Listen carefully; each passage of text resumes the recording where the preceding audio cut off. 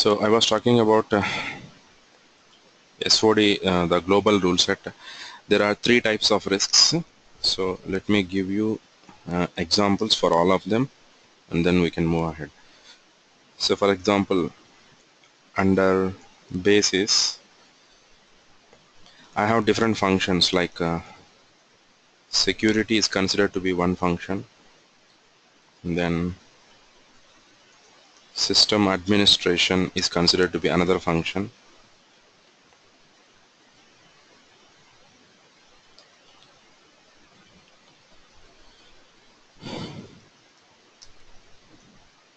Client administration,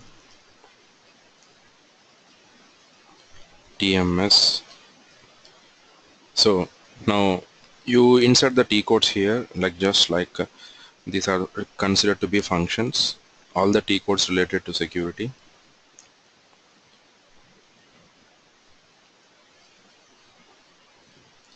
And in system administration, you take up the T codes related to setup of the system.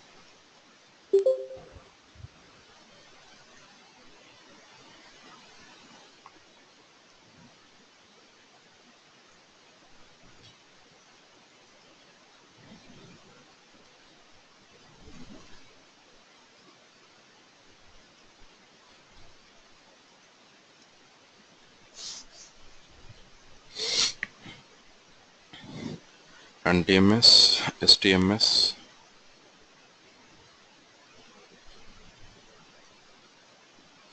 So I'm taking only few T codes for each function. Now, for example, let us say these are 4 functions. Now, according to the SOD concept, what I said is a single user should not perform 2 different functions. For example, security and system administration. If user is performing these 2 functions, so that would cause a risk. These 2 functions will cause a risk.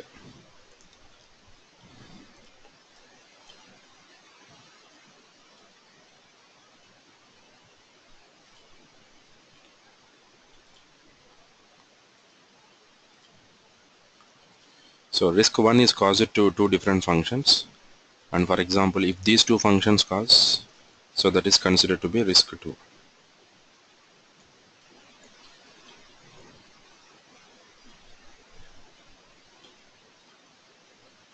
Okay.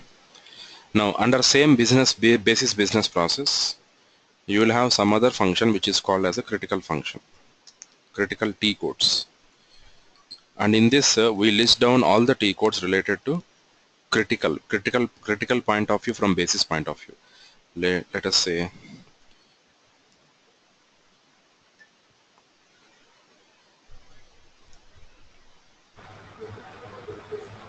SAC file relation. yeah, then SPRO.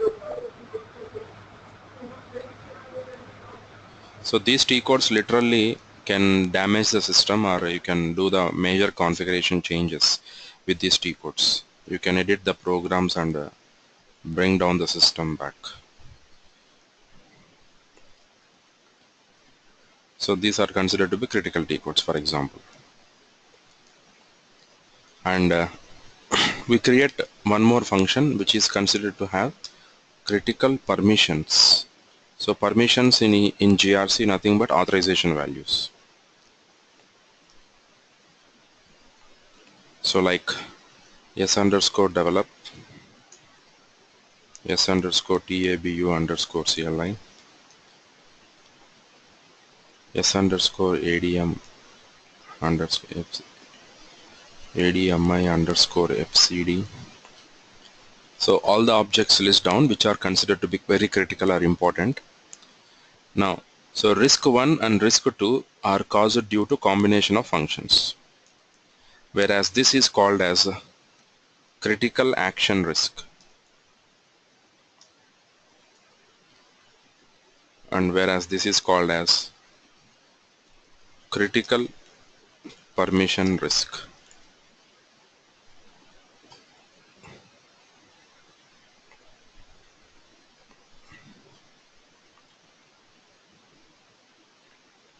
So these are all the functions now,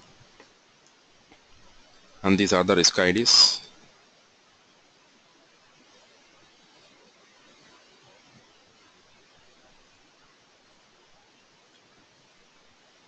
And this will be your business process.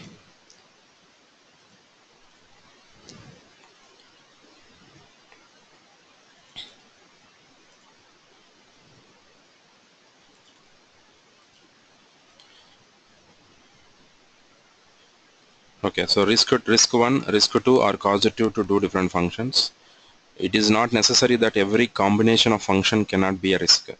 So suppose if you have four, now I have four functions, and security can combine with client administration, and that too can cause a risk. System administration can combine with TMS, and that too can cause a risk. Clear? So it is not just these two will cause a risk. So that should be conflicting in nature. Conflicting means whenever a T code combines with other T code and that will cause any damage, or it is related to any damage to the system, we consider that as a SOD. So not every function will cause a SOD risk. So under every business process, we at least have one critical T codes function and then critical permissions functions to define critical action risk and critical permission risk under a basis business process. Okay. Right. So this is how we create. And even global rule set is designed in the same way. So all the functions they will be creating which are considered to be which will be part of SOD risk. So these two are SOD risks, and this one is critical action, and this is critical permission. Okay. Clear so far? Any doubts so far here?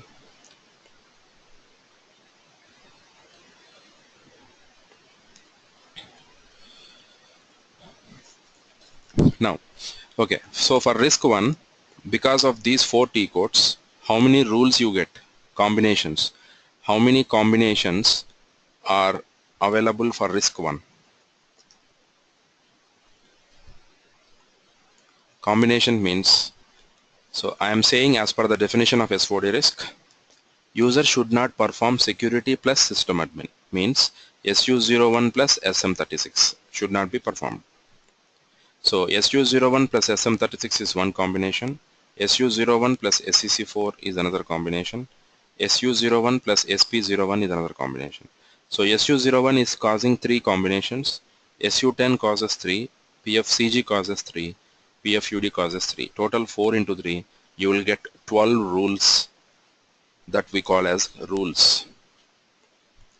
So this will have also 12 rules based on the T codes list. And what about this?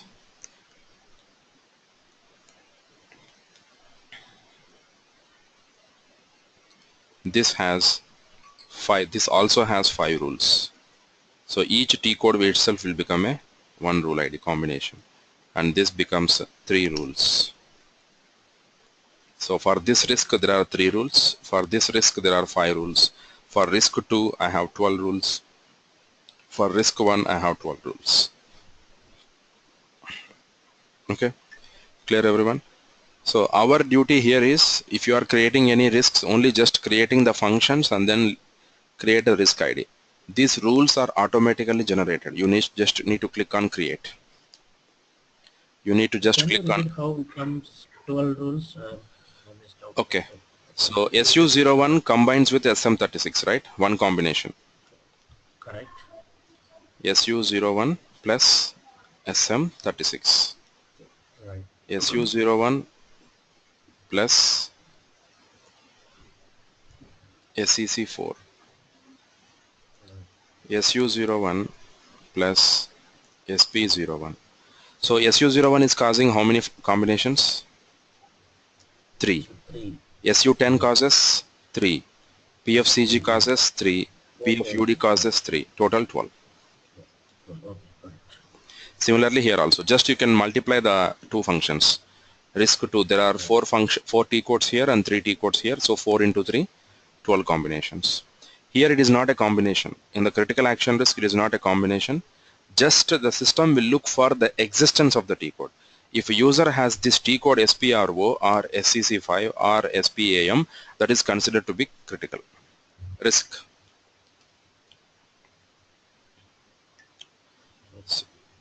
Clear? Yeah.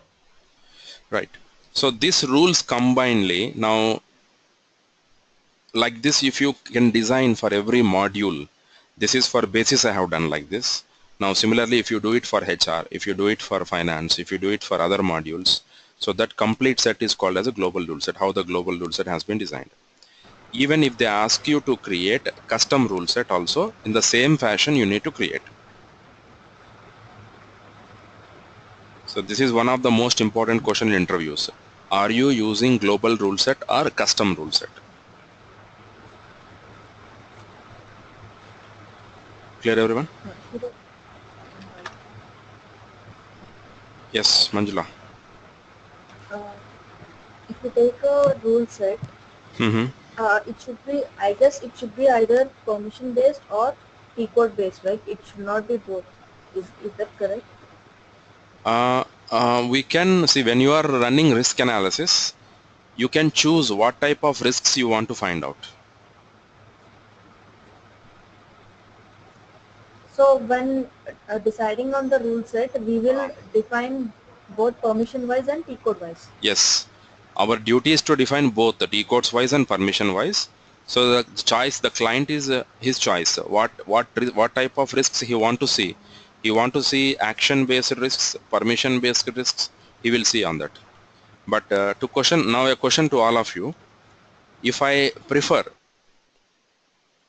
if I ask you which is better, so SOD risk has two levels again.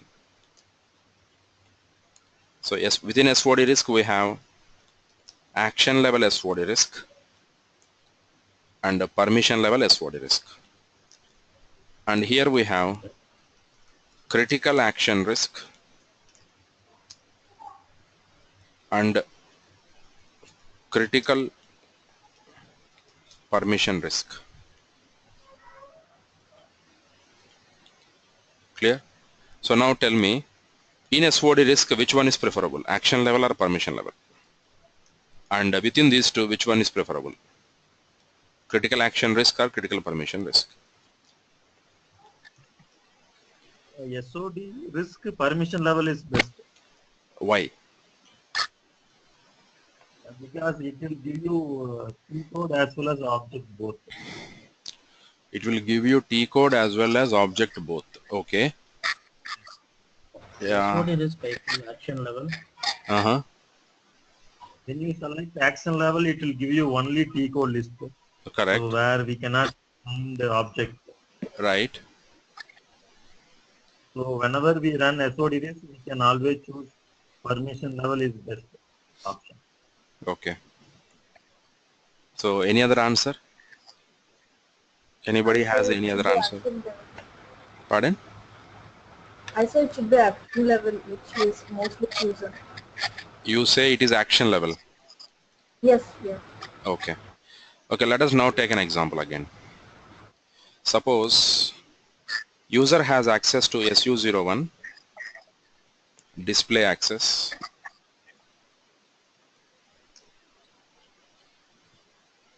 and he has here SEC4 display. Okay, please be on mute. I'm getting some disturbance. Others will be getting disturbance. So when you want to speak, just unmute yourself and speak. Okay, thank you. SU01 display and SEC4 full access. SU01 full access and SEC4 display.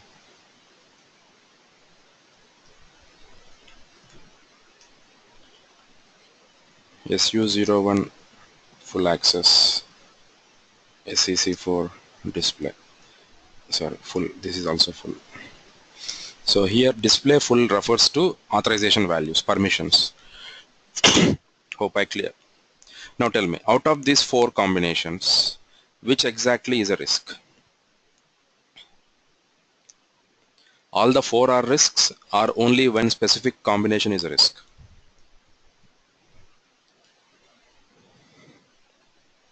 Only last one is risk. SE01 full and SE4 full is risk. Remaining three are not risk. Why? Because Why the remaining three are not risks? because it is having only display access. Because one function is having full access and remaining function has display access. So there Right. is no risk. See, Right. even though the three display is, I mean, one is display only, another one is full, right? So only the fourth one is fully risk. Fourth one is? SU0. I mean, SU01 full and SEC4 full, that is highly risk. All other threes are fine. Okay. So now when I check the risk analysis at SOD action level, okay, whatever the combination, all the four combinations here will be risk according to what? Action level. But according to permission level, I have only this combination is a risk. Right. Correct? Right. Yeah. So aren't you misguided by when you run at action level? So when you are running at action level, system will not check at the authorization objects level, below the authorization objects. It at the overview level, it just checks the T code at the top level. Right. Yeah. It is not going to check internal into the deep into the authorizations what user exactly has access to. So when you run at action level, system whatever the combination user has, all four combinations will be treated as a risk. But when you go at permission level, SOD risk at permission level, only the fourth one, unless and until user has the fourth one only that will be shown as a risk. So now tell me the answer, which is preferable? The permission level, SOD risk permission. Permission level. So SOD risk at permission level gives you the exact risk. Is it risk or not? Information. Pardon? Okay. So now coming to these two again, I said here SEC5 is a risk. Why SEC5 is a risk? According to this client, here, critical actions. I said SEC5 is a critical T code and user having SEC5 is a risk.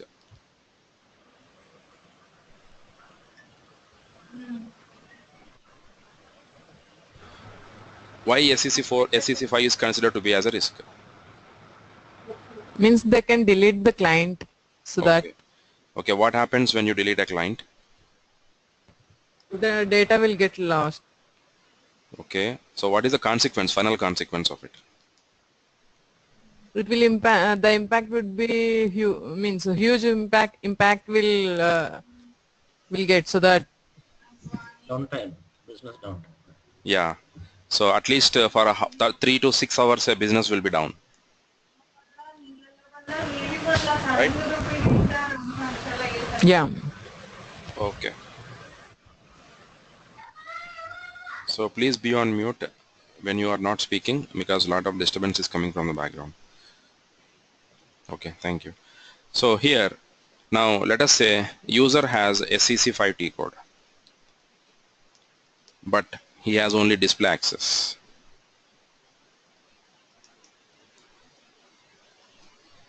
So when you run at critical action risk level, when you run risk analysis for critical actions, because user has SEC5 T code, it will show as a risk.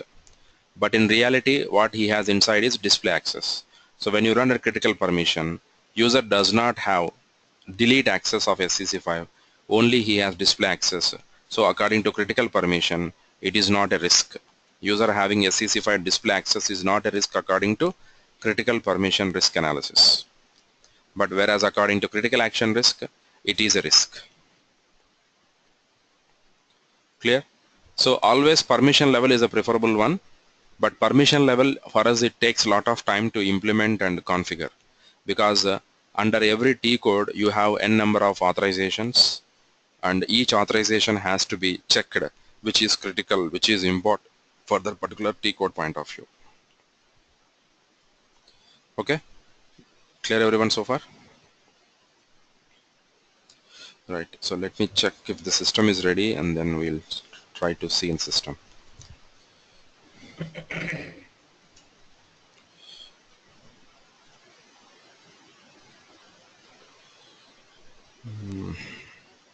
Okay, anyone has any other system access? If you have,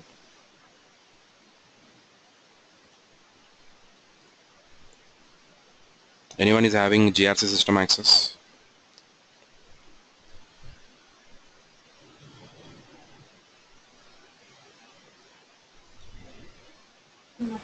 Only on the digital and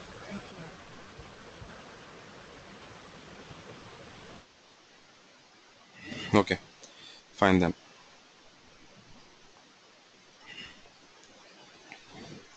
So these are the few examples I have given here. The explanation what we have done. SOD at permission level. System will check for within the authorizations as well, like SU01 plus SCC4. So SU01 full access, SCC4 full access is a combination is the risk causing. So SU01 representing in terms of permissions. So how do you represent basically? So I said display access. SU01 display means how? So SU01 representing, when we represent SU01 in terms of authorization values, so definitely we should talk about S underscore T code with the TCD value SU01. So system will by default consider this object, and the important object which actually gives access to create user is this S underscore user underscore GRP with activity 01 or 02. Okay, so you have to highlight in the system saying that for SU01 T code, this object with these values activity 01 or 02 will be a risk. Similarly, for SCC4, S underscore turbo underscore dis with activity value 01 or 02 with authorization group value SS.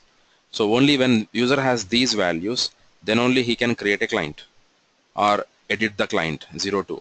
Create client or edit client. Else if he has 03 here, he will not be able to edit or create a client in SCC4. So we are converting every T code in terms of permissions, and that set of permissions will be combined to form a critical SOD at permission level.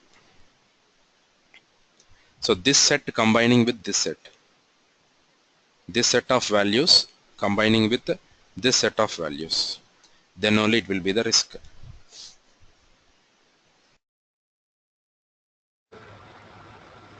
Sridhar, Yeah, here, because these are technical T codes, we are able to actually guess, okay, user GRP is one such authorization object, turbo underscore this is one such authorization object. correct. When it comes to functional T codes, Yeah, like how will we gather this input from them, like implementation, if at all we are taking some implementation project, correct. we have to do everything right from the first, right? How do we Exactly. gather that information Right, from right. them? So good question.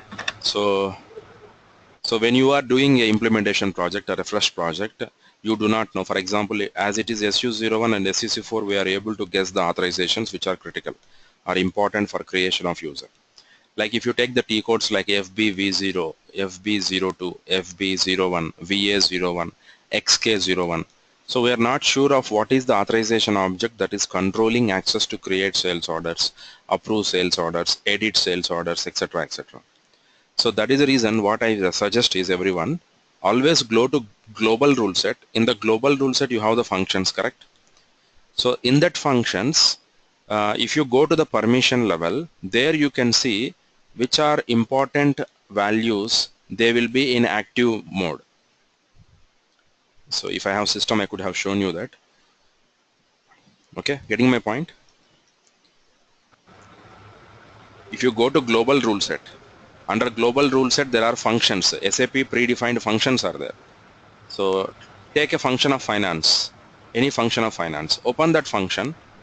You have two tabs, actions and permissions. So in actions tab you find T codes. In permissions tab you find the values which are active, those are critical from this T code point of view. Okay. Suppose if we take a T code example, in SU24, the related auth object values will be 03, right? Yes, that is the default values, right? So it will be 0. Okay. So those you are telling in GRC, they will be active. When it comes to 01 or 02, they will be inactive in GRC, in the No, GRC no, no. user. It will be active with these values only. 0, 1, 0, 2 with these values only it will be active.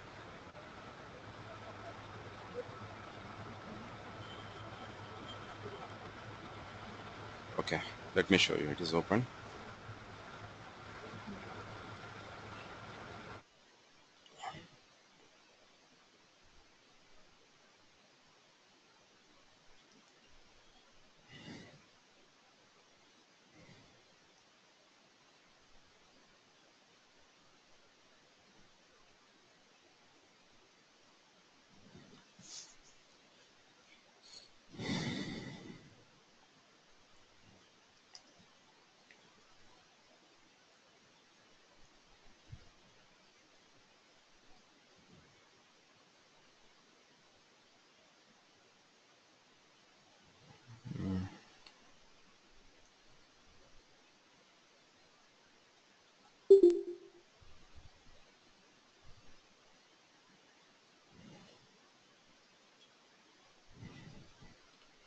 NWBC.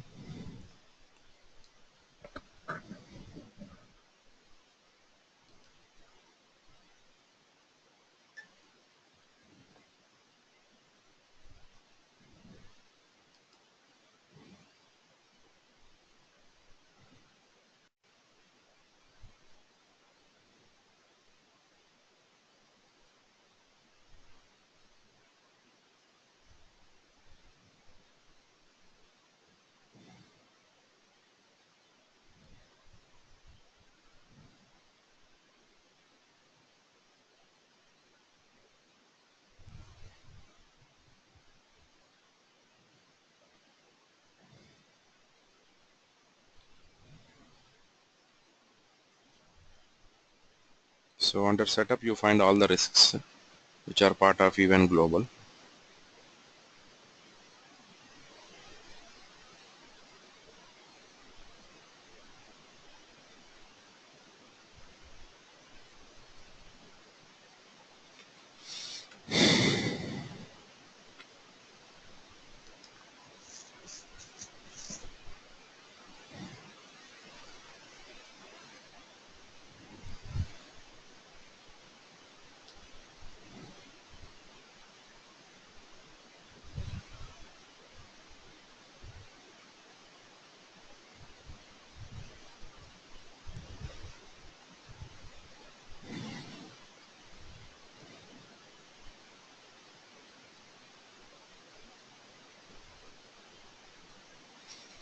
I'm taking too much time.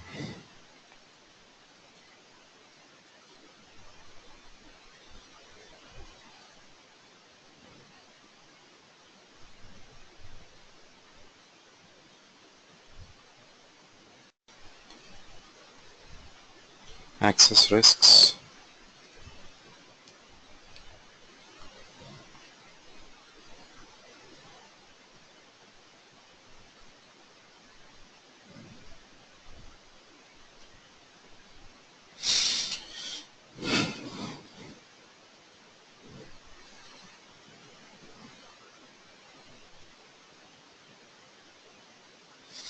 Okay, let us take this example itself. The first one, basis development. Okay, I need to go to this function basically. BS02.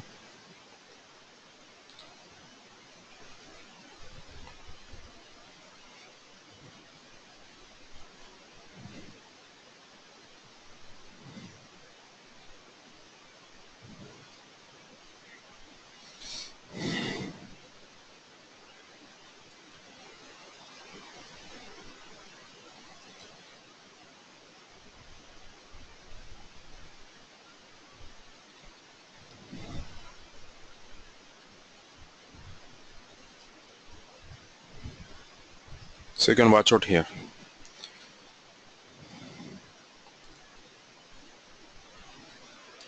This BS02 already some values are there. S underscore develop 01, 02. It is active. Remaining are inactive. So all the values coming from SU24 would be inactive. The values which we needed. So let us take some functional T code.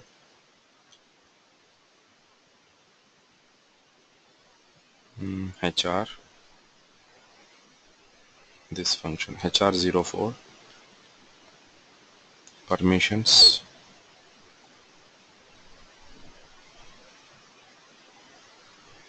Yeah, you can see here. See, most of them are inactive, and SAP by default gives the values which should be active, means which are critical from the T code point of view. From this T code point of view, these value, this object, this field, and this value is critical.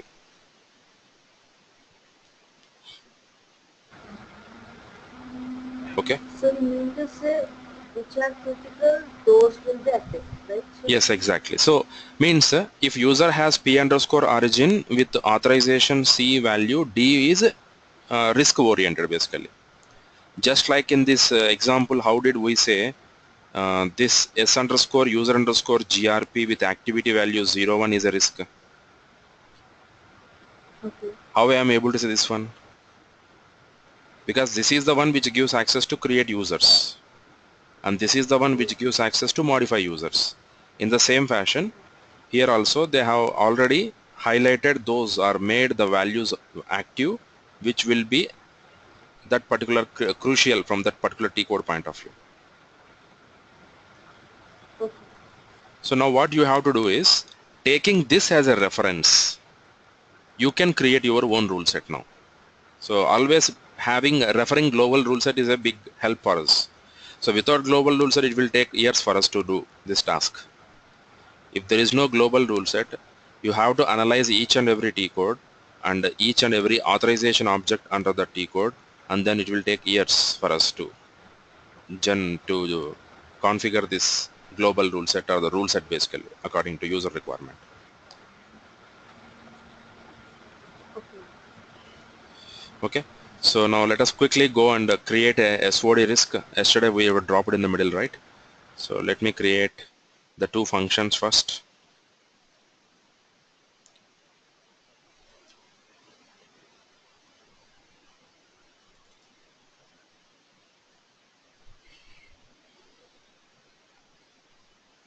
So did we create the functions already yesterday? Let me check.